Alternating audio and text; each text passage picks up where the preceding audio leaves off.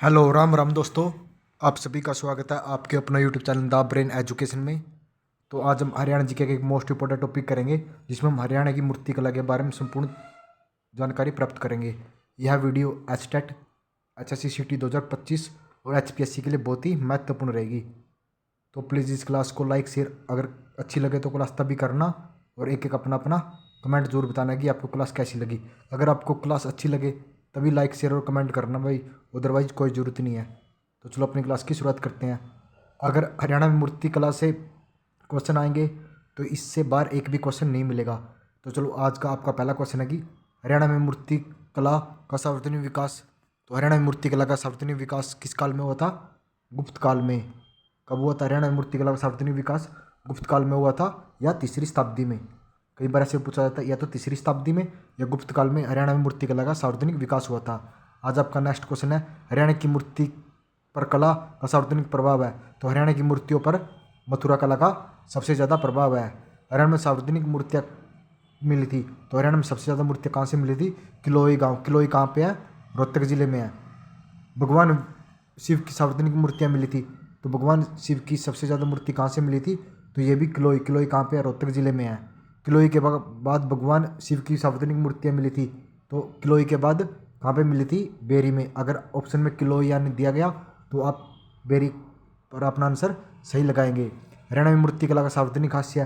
तो कौन सा हास्य था? मध्यकाल में सार्वजनिक हास्य था। भगवान विष्णु की 8वीं व 11वीं शताब्दी की वामन अवतार की मूर्तियाँ मिली थी। कहाँ से मिली थी? तो शाम की पहाड़ियों से मिली थी। कहाँ से? तो शाम की पहाड़ियों से मिली थी। हरियाणा में सबसे प्राचीन मूर्तियाँ। तो हरियाणा में सबसे प्राचीन मूर्तियाँ कौन सी है?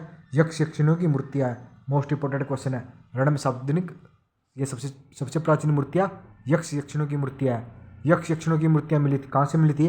पलवल, फरीदाबाद, बादस और हाथीन, इन 4 जगहों से मिली थी। किस किस से? पलवल से, फरीदाबाद से, बादस से और हाथीन से मिली थी। यक्ष यक्षिणियों की मूर्तियों का निर्माण हुआ था। तो इन मूर्तियों का निर्माण लाल पत्थर से हुआ था। हरियाणा में यक्ष यक्षिणियों की मूर्तियाँ कहाँ पाएगी? तो ये सबसे ज़्यादा तालाब, कुओं और पोखरों के किनारे पाई गई थी। आदि शिव व उसके वाहन नंदी की मूर्तियाँ मिली थी। तो आदि शिव व उसके वाहन नंदी की मूर्तियाँ सोनीपत से मिली थी। लाल पत्थर से बनी शिव की प्रतिमा मिली। तो लाल पत्थर से बनी शिव की प्रतिमा कहाँ से मिली थी? हरसोल से। हरसोल कहाँ पे है? गुरुग्राम जिले में है। और शेषैया पर लेटे विष्णु भगवान की मूर्तियाँ मिली। तो कहाँ पे मिली है? फजीलपुर। फजीलपुर कहाँ पे है? सोनीपत में। कभी आप भाई शेषैया पर लेटे भगवान विष्णु की मूर्तियाँ देख के कभी आप थानेसर आंसर लगा दें। इसका करेक्ट आंसर फजीलपुर होगा। फजीलपुर कहाँ पे है? सोनीपत जिले में। भगवान विष्णु की मूर्तियाँ मिली थी। तो भगवान विष्णु की मूर्तियाँ मोहनबाड़ी। मोहनबाड़ी कहाँ पे है? तो झज्जर जिले में है। और त्रिविक्रम विष्णु की मूर्ति है। तो त्रिविक्रम विष्णु की मूर्ति है सीवन। सीवन कहाँ पे है? कैथल जिले में है। भगवान बलराम या दाऊ की मूर्तियाँ मिली थी। तो दाऊ की मूर्ति अस्तलबोर। अस्तलबोर कहाँ पे है? रोहतक जिले में है। सूर्यदेव की मूर्ति मिली थी। तो सूर्यदेव की मूर्ति अग्रोहा। अग्रोहा कहाँ पे है? हिसार जिले में है। सूर्य स्तंभ पर बनी मूर्तियाँ मिली थी। तो सूर्य स्तंभ पर बनी मूर्तियाँ कहाँ पे मिली थी? थानेसर। थानेसर कहाँ पे है? कुरुक्षेत्र जिले में है। महात्मा बुद्ध की मूर्तियाँ मिली। तो महात्मा बुद्ध की मूर्तियाँ ब्राह्मणवास रोहतक से और नौरंगाबाद भिवानी से मिली थी। आपका नेक्स्ट क्वेश्चन है जैन मूर्तियाँ मिली थी। तो जैन मूर्तियाँ कहाँ से मिली थी? एक तो हांसी से मिली थी और एक रानीला। रानीला कहाँ पे? चरखी दादरी में है। हरियाणा में लाल पत्थर से बनी मूर्तियाँ मिली। तो सबसे पहले मिली थी सोंद। सोंद कहाँ पे है? फरीदाबाद जिले में। खोखराकोट। खोखराकोट कहाँ पे है? रोहतक जिले में। और सांगल कहाँ पे है? सांगल गुरुग्राम जिले में। तीनों जगह से मिली थी। उसके बाद आपका नेक्स्ट क्वेश्चन है कुषाणकालीन मूर्तियों का मुख्य केंद्र। तो कुषाणकालीन मूर्तियों का मुख्य केंद्र कौन सा था?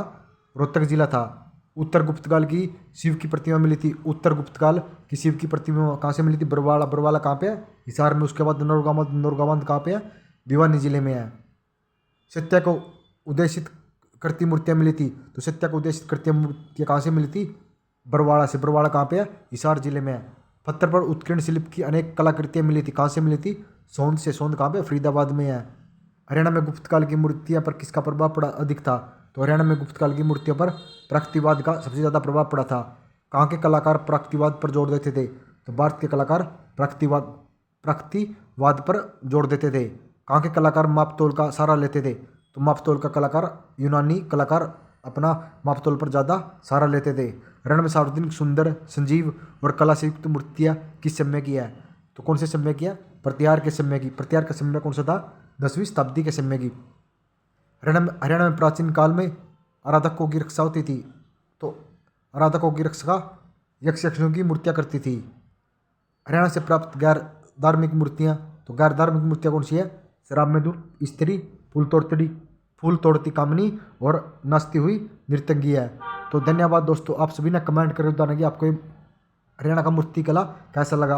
5 मिनट में आपका एक टॉपिक कंप्लीट हो चुका है। और आपको भाई जो बोलते हैं नहीं, क्या नाम है, अगर हम किसी से नहीं बताएंगे तो कुछ नहीं होता भाई। ये सब ना तैयारी अपना किसी को मत बताओ, क्योंकि नज़र सबको लगती है।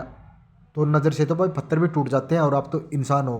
तो इसलिए जो भी पढ़ रहा है अपना आराम से पढ़ो, किसी को शो ऑफ करने की कोई ज़रूरत नहीं है, क्योंकि नज़र तो पत्थर को भी तोड़ देती है। तो धन्यवाद दोस्तों।